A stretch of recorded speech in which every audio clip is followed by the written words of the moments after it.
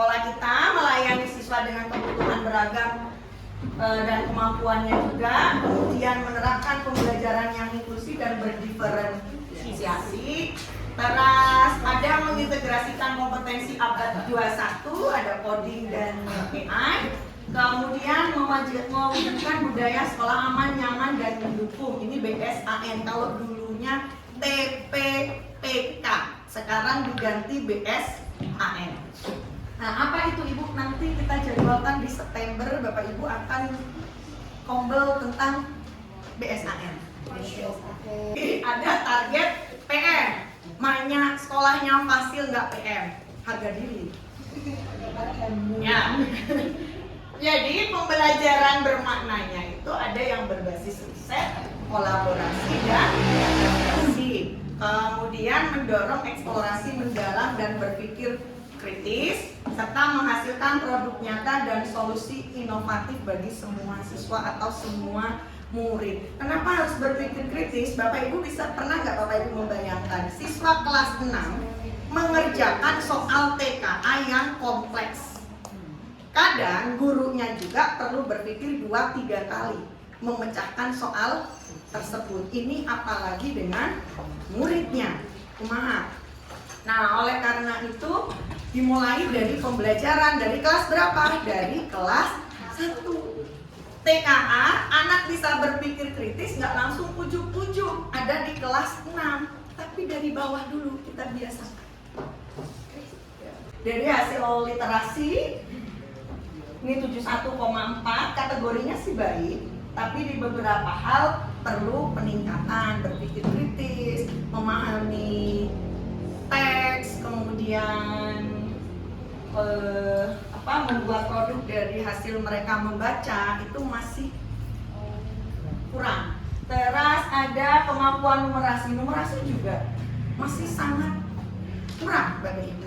Kita nggak bisa bohong ya. Data nggak bisa membohongi. Walaupun Bapak Ibu berasumsi, saya mah udah pol-polan, saya udah kasih apa lagi coba Bu? Tapi memang dasarnya budak nak itu PPT. Ya, bukan karena mungkin ada strategi yang masih belum tepat. Pemilihan strateginya, pemilihan metodenya, atau mungkin juga pemilihan asesmennya.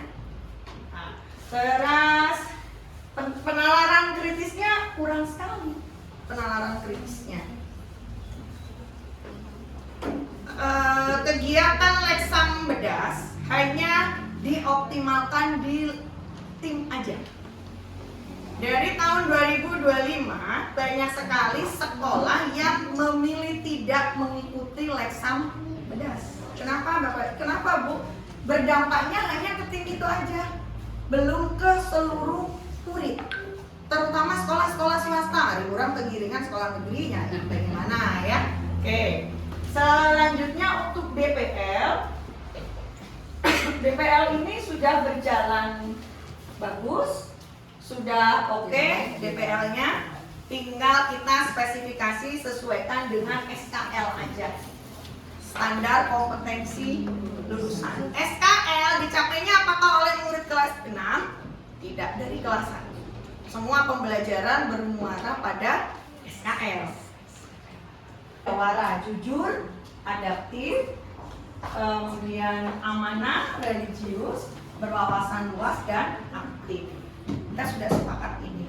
Pembelajaran yang dilakukan Bapak Ibu di kelas adalah representasi dari visi.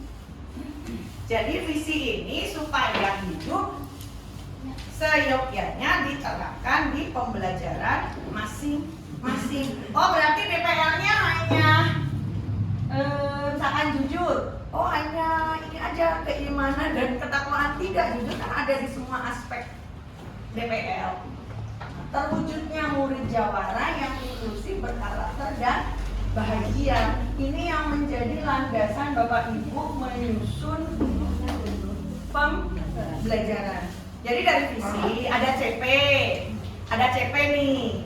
Kemudian visi. Dari CP, visi, sinkronkan, susun TP. TP-nya ada 2. TP umum dan TP khusus. Ada diferensiasinya. Bulan September ini ada ini sesuai KSP, ada PM, kemudian ada layanan pendidikan inklusif, terutama yang di kelasnya ada. Kalau di kelasnya tidak ada, bagaimana? Yang di kelasnya tidak ada murid inklusi, Bapak Ibu kuatkan di diferensiasi. Tipe-tipe belajar anak atau tipe-tipe belajar murid. Ada yang auditori, visual, dan kinestetis. Nah, kuatkan di situ. Kemudian ada KKA. Miskonsepsi dari KKA, banyak sekali guru mengeluh bagaimana mengajarkan KKA sementara perangkatnya tidak ada atau belum lengkap. KKA ini untuk jenjang SD lebih difokuskan ke bagaimana kita membentuk siswa atau murid berpikir komputasi. PJOK dengan TGF-nya, PAI dengan cintanya, guru kelas dengan PM, dengan intra, sampai ekstra. Nah, itu melatih anak berpikir komputasi, berpikir kritis yang realistis plus logikanya sudah terbentuk dari kecil, dari pembiasaan itu. Kalau mau makan ngapain dulu? Cuci tangan dulu kah? Atau apa dulu? Padahal dalam agama kita sendiri, sholat itu berurutan, wudu berurutan. Hampir semua kegiatan keagamaan pasti berurutan. Tapi kalau anak, jawabannya ngacang. Sampai perilaku pun ngacang. Harusnya dia duduk tenang, berdoa, ini enggak, jalan-jalan dulu atau apa dulu. Ya, instruksi belum bisa masuk. Makanya KKA untuk di SD khususnya di Jawara, ini saya belum menekankan ke plat ya, tapi ke unplat dulu, bentuk dulu, berpikir komputasinya dulu. Itu yang dikuatkan. Baru nanti kita ke ada perangkat. Ya. Kemudian ada BSAN, budaya sekolah aman dan nyaman. Toleransi terhadap bullying, hukuman fisik, terus intoleransi. Seperti Bapak Ibu mengisi surli. Yang pertama persiapan, nanti persiapan dulu. Bapak Ibu mau memilih yang apa dulu? Persiapan dulu. Terus ada observasi dan ada refleksi dan tindak lanjut. Ini untuk September. Mendesain observasi kelas. Bapak Ibu, di ruang GPK, Bapak Ibu sudah memilih apa yang mau difokuskan. Ambil itu aja. Sesuai dengan di ruang GTK. Ambil yang itu aja. Oh, kalau melayani dengan hati, ya melayani dengan hati. Mulai dari merancang RPM, rencana pembelajaran mendalam atau modul ajar. Terus menetapkan skema diferensiasi spesifik untuk murid reguler dan murid inklusi (PDPD), menyepakati jadwal pelaksanaan. Silakan untuk supervisi aja. Guru kelas 1, modifikasi kurikulumnya ada 4 item, mulai dari waktu, materi, proses, dan asesmen. Waktu, perubahan waktu pengerjaan tugas. Ini berdasarkan durasi lebih dari 5 menit atau maksimal dipertahankan 10 menit itu sudah luar biasa. Karena anak-anak seperti ketika banyak perintah yang masuk, stimulusnya masuk banyak, saraf di otaknya nggak bisa memproses semua, saling bertabrakan, akhirnya merasa jenuh, keluarlah tantrum. Mulai dari menggigit, memukul, itu reaksi tubuhnya untuk dihentikan berbagai stimulus yang ada, atau dia keluar memilih pergi untuk mengistirahatkan yang over stimulus tadi. Gak ganggu. Jadi hanya menenangkan diri. Anak-anak seperti itu asik dengan dirinya. Ketika dia sudah mau meledak, kalau di PSD kan ada teknik stop. Nah ini juga ada kan, brain break, istirahat teratur. Kemudian hambatan intelektual yang grahita ringan, suspek grahita ringan karena ternyata belum diidentifikasi, jadi suspek grahita ringan. Terus ada hambatan perhatian. Nih, ada ADHD, ada autism, tuh.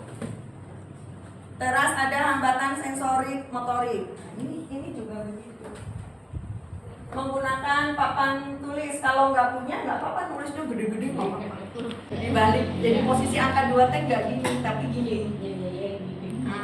Terus angka 4 itu seperti huruf H besar. H besar.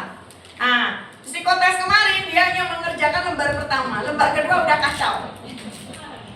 Lembar kedua sudah nggak mau, udah tidak mau. Jadi nanti hasil psikotesnya untuk anak-anak yang berkebutuhan khusus tidak ada hasilnya, hanya ada rekomendasi. Pilih mungkin ayah orang tua yang mau print atau scan, sampaikan seperti itu. Nah ini luar biasa sekali ya kelas 1. Dari lingkungan, penataan tempat duduk, area gerak. Bapak Ibu boleh merubah kursi sesuai kebutuhan, sesuai pembelajaran saat itu. Tidak harus begini.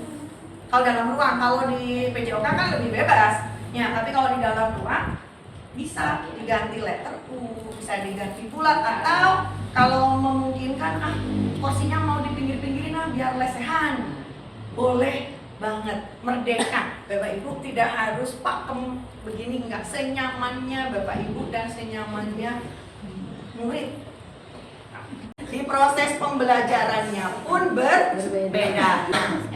Sama di kelas 5 yang banyak nih, ada juga kelas 5. Materi buat membaca gerak bibir. Saya pernah punya murid begitu di Cibodas juga. Nah, kalau ngasih instruksi ditowel dulu anaknya teh.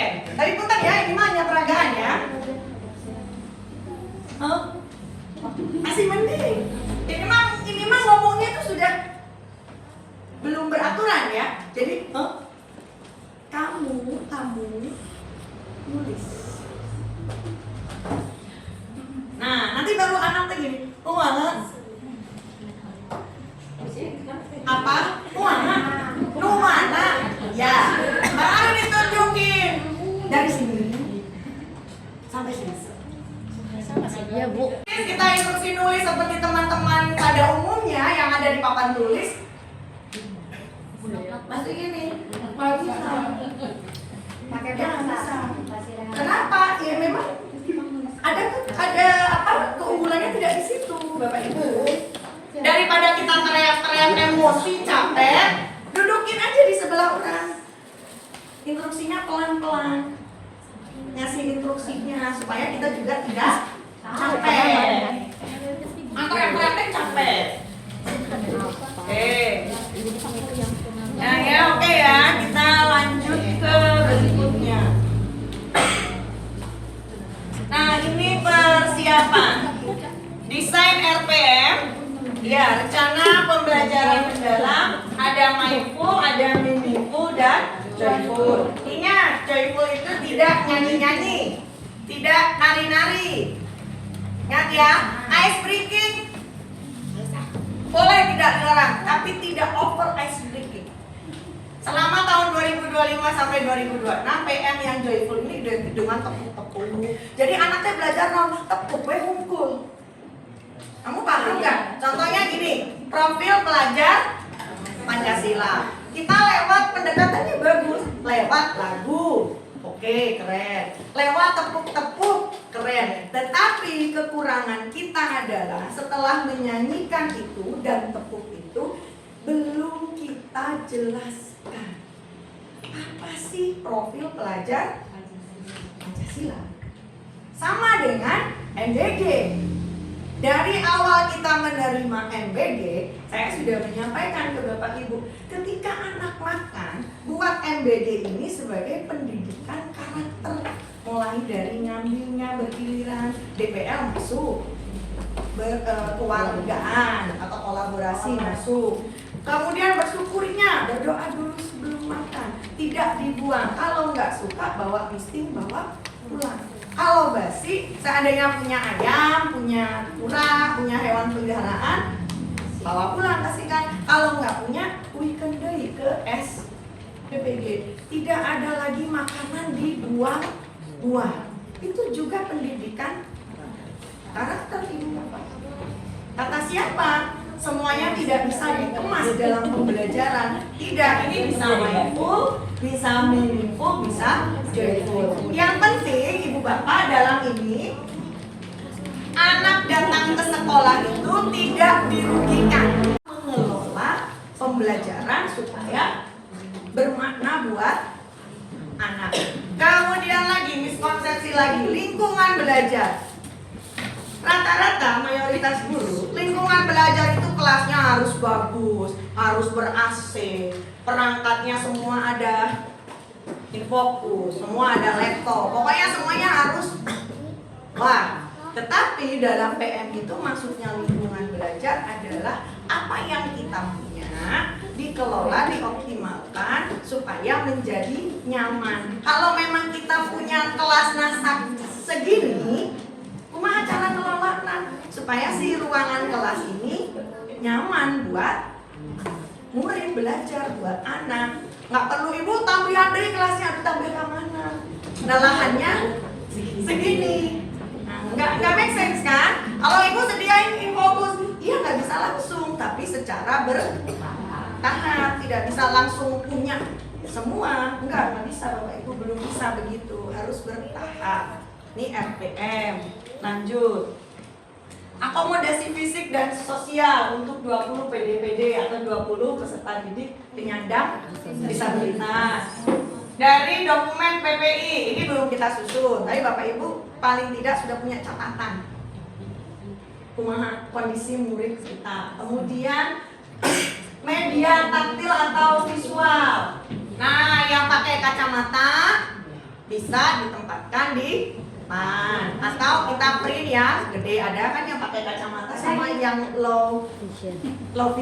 Bapak ibu, ruang di sekolah ini punya ruangan yang bisa digunakan sebagai calming corner atau ruang tenang. Bapak ibu bisa memanfaatkan lexam, bisa memanfaatkan perpus, bisa memanfaatkan lab yang ujung.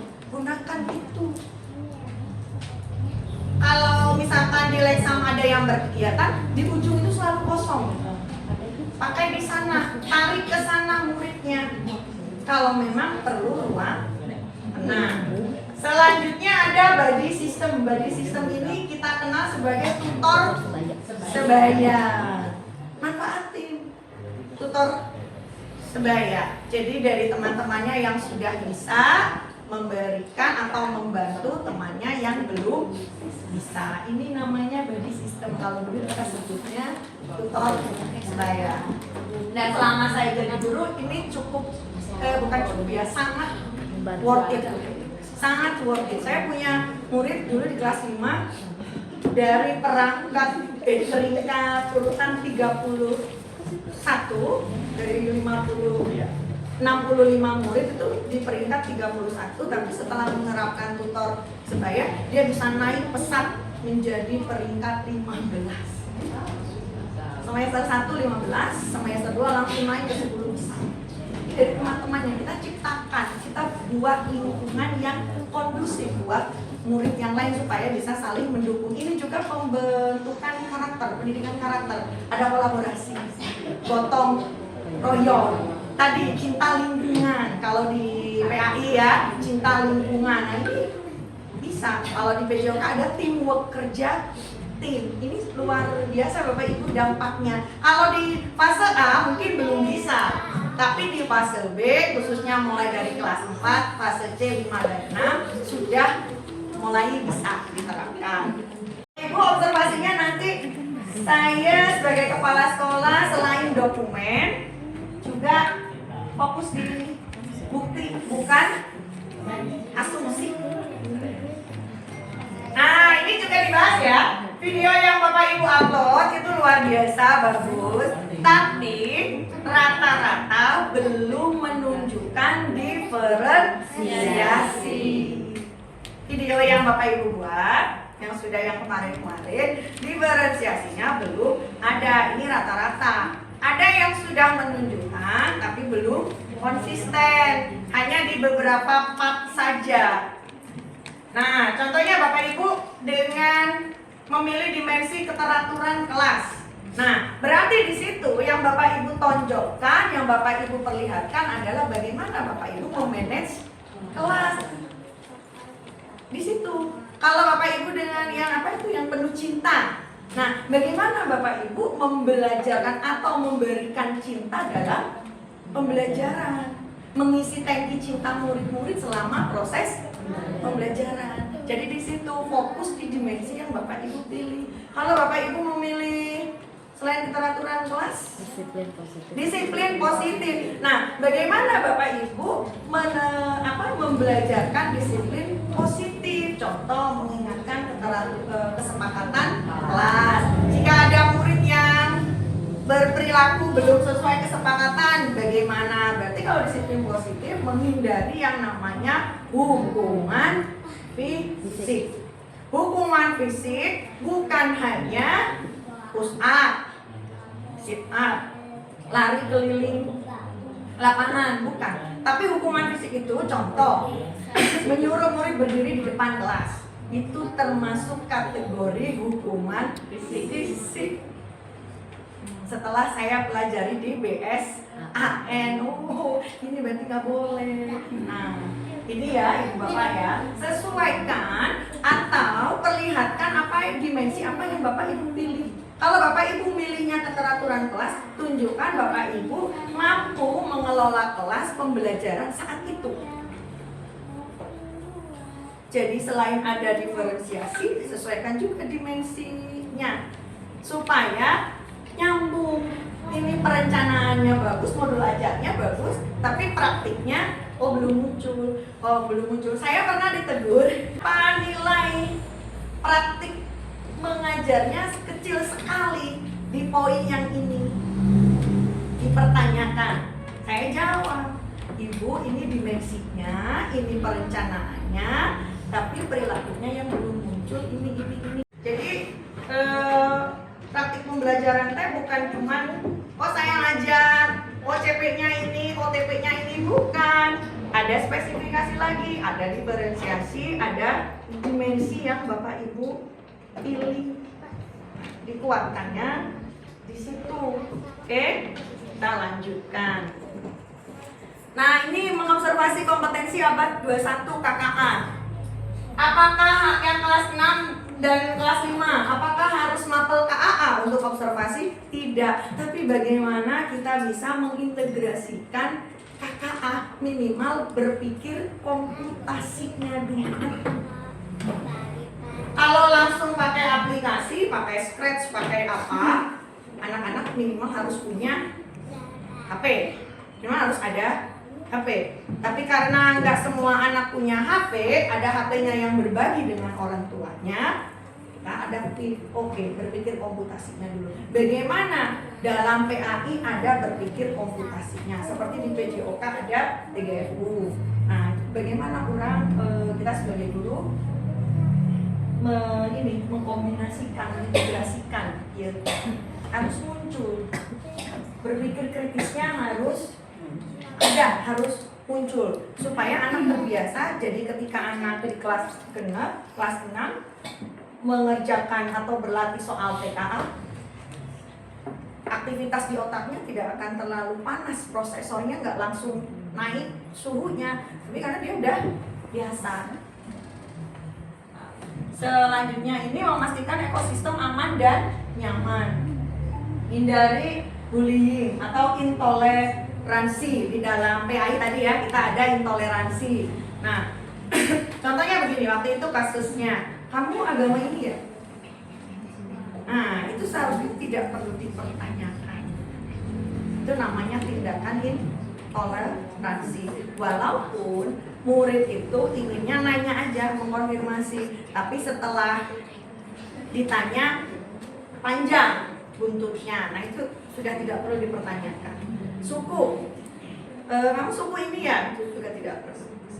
Jadi bagaimana kita mengelola aman dan nyaman, kemudian 7 K-nya ada, inklusinya juga ada, kesiapsiagaan bencana.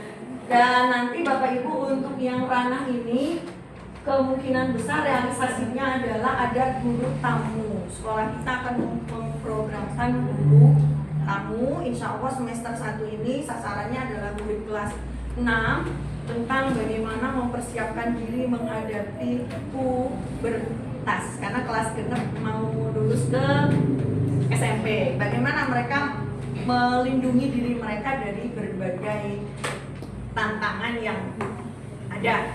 Nah, ini nanti mulai dari guru tamu. Siapa saja kah itu? Nah, nanti kita tunggu tanggal mainnya. Tidak menutup kemungkinan seandainya ibu ada loh orang tua yang kompeten, kita undang. Kita berikan kesempatan dan tiap kelas, tiap fase beda materinya. Ini sudah disusun juga di KSP. Dan nextnya refleksi dan tindak lanjut. Umpan balik yang memberdayakan. Nah, setelah diobservasi, baru kita refleksi bersama dan umpan baliknya bagaimana. Yang mana umpan baliknya ini nanti bisa digunakan oleh Bapak Ibu menyusun atau merancang pembelajaran di semester 2. Karena udah pengalaman sekolah inklusi di semester 1, anggaplah semester 1 ini kita belajar masih trial error. Memang betul di kabupaten kita itu belum semapan dukungan inklusi di provinsi Yogyakarta dan Jawa Tengah. Belum. Ya. Dilihat dari ULD di kita itu belum merata, bahkan belum ada. Untuk PJ inklusi saja belum terbentuk secara jelas, strukturnya belum jelas. Beda dengan di kota, tetangga kita sudah jelas. Oh, ada murid kebutuhan khusus, ambil masukkan ULD. Kumaha caranya bagaimana kita bawa lagi ke sekolah. Kalau sekarang sedikit sekali support sistemnya, masih kurang, belum maksimal. Makanya sekolah-sekolah lain itu jarang sekali yang memilih tema inklusi. Di sekolah yang saya, di kecamatan yang saya fasilitasi saja ada 58 sekolah, mayoritas mengambil sekolah ramah anak dan adiwiyata. Adiwiyata itu hanya sekian persen, lainnya adalah ramah anak. Saya bertanya, kenapa Bapak Ibu nggak ambil inklusi? Support sistemnya. Nah, kita termasuk patut berbangga ya, kita ini pionir dalam sekolah inklusi. Ya, kenapa begitu Bu? Anaknya ada, berarti harus dilayani. Yang ada di kecamatan kita pun awalnya inklusi, berbalik jadi ramah anak. Hanya 2 sekolah di kecamatan Kuta Parini. Ada hanya 2, yang lainnya harusnya kan 3, yang satu ini ganti tema ke sekolah tema yang lainnya. Nggak apa-apa, kita berbangga diri, kita harus berbeda.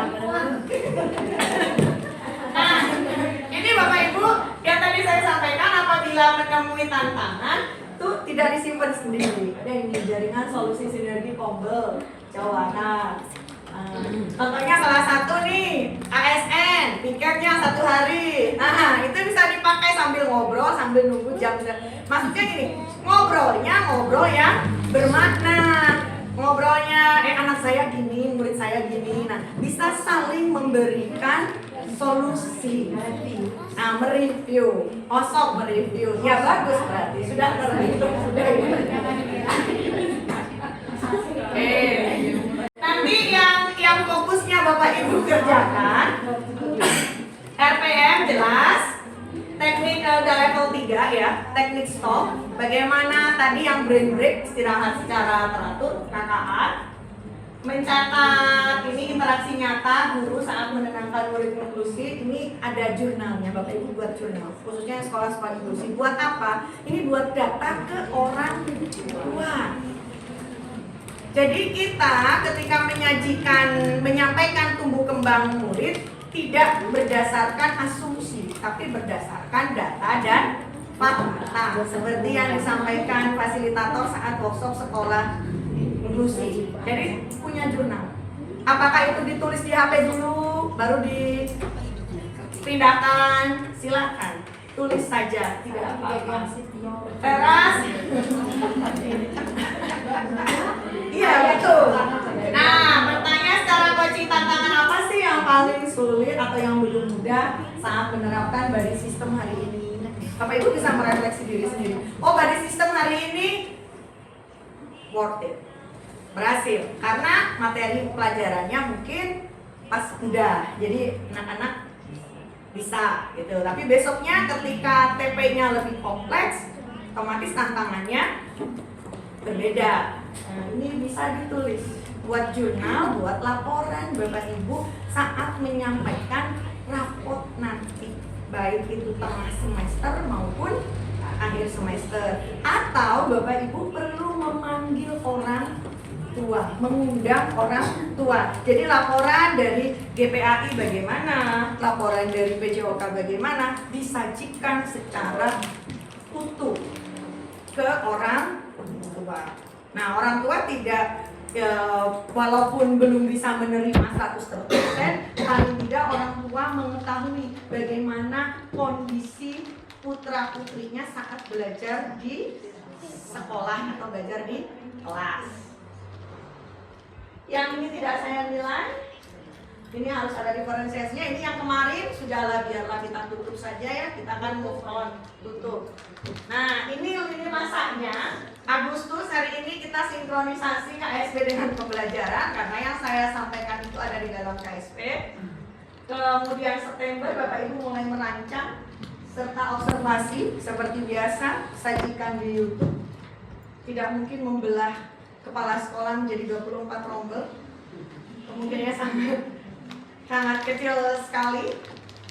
Di YouTube seperti biasa, dan Oktober ini refleksinya per tim teaching. Jadi per tim teaching itu kalau guru kelas per kelas 4 aja kumpul semua, yang lainnya tidak. Kelas 5, kelas 6, BJOK, PAI. Supaya apa sih? Terfokus, Bapak Ibu tidak terdistraksi dengan yang lainnya. Nah, nanti saat kita refleksi, kemungkinan ada penyesuaian jam belajar.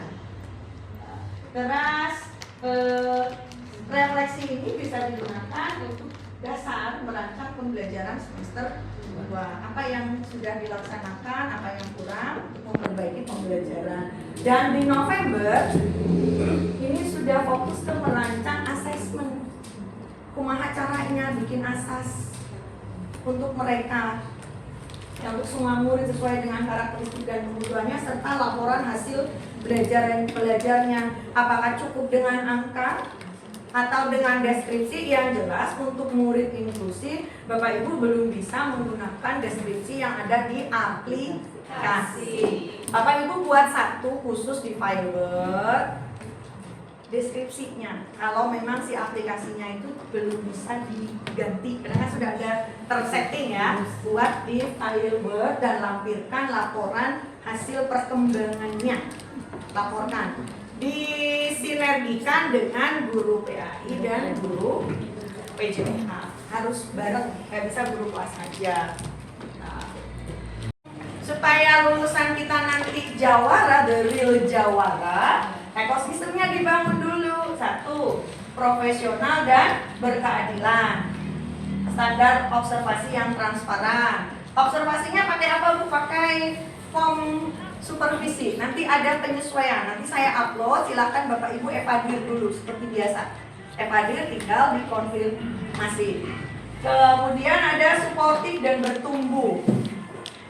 Jadi kita secara terbuka, kemudian bertumbuh. Bukan berarti proses hari ini dinyatakan selesai, tapi tetap ada perkembangan, tetap ada peningkatan di proses ya, bukan di hasil akhir. Kemudian lagi inovatif dan relevan. Bapak Ibu boleh berkreasi, silahkan, tapi patokannya tetap ada integrasi KKA, ada PM, ada BSAN plus pembelajaran yang berdiferensiasi. Ini selanjutnya mengutip dari PAI, Bapak Ibu, ini yang perlu kita pahami bersama dan perlu kita sepakati. Penilaian kinerja bukanlah akhir pelaporan birokrasi, tetapi melainkan awal pemulihan mutu dan cinta. Tanpa cinta, kita belum tentu bisa bertahan menghadapi keragaman murid. Harus dengan cinta, jadi cinta dulu. Dan anak-anak usia SD yang berkembang pertama adalah emosinya, perasaannya, baru ke kognitifnya. Nah, sesuai dengan jargon sekolah kita, rangkul semua tanpa sisa, mengantarkan murid bahagia. Satu hati, satu langkah jawara demi masa depan anak bangsa dan jawara untuk semua. Ini cinta ini, Nah, ini cinta ini bahasa isyarat. Bahasa isyarat ini cinta.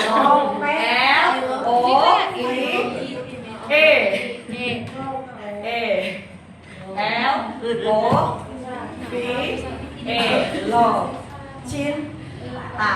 Nah, kalau sudah begitu, mari kita sinergikan semuanya untuk mendukung atau mewujudkan pembelajaran yang mengantarkan murid bahagia. Atur nuhun.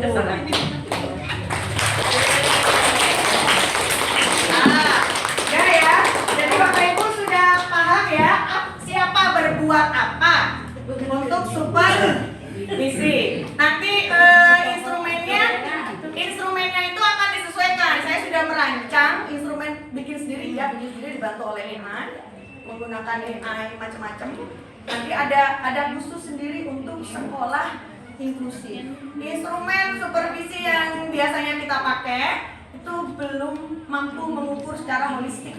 Itu hanya mengukur permukaan saja. Beberapa item belum terukur. Jadi nanti ada instrumen sendiri. Kalau instrumen yang administrasi dan yang lainnya tetap bisa dipakai, tapi untuk yang praktik pembelajaran kita beda. Akan disajikan Google Drive-nya, Bapak Ibu mengisi. Microsite Bapak Ibu sudah mulai dipenuhi dengan semua bentuk administrasi. Nanti ada linknya juga, Bapak Ibu mengisi. Link microsite-nya tidak berubah kan? Enggak. Kapasitas akunnya masih banyak. Nah, jadi nanti saya tinggal ngecek di situ aja. Fokuskan Bapak Ibu buat modul ajarnya. Tidak perlu semuanya, tapi buat beberapa sampling. Buat sampling aja. Bahasa Indonesia dan sebagainya buat sampling. Ambil yang istilahnya, ambil TP yang menurut atau CP yang menurut Bapak Ibu itu menarik. Fokuskan di situ, kita sampling dulu. Karena sekolah Inggris itu berbeda dengan sekolah yang lain. Kalau saya langsung menerapkan banyak itu, nanti Bapak Ibu takutnya burn out.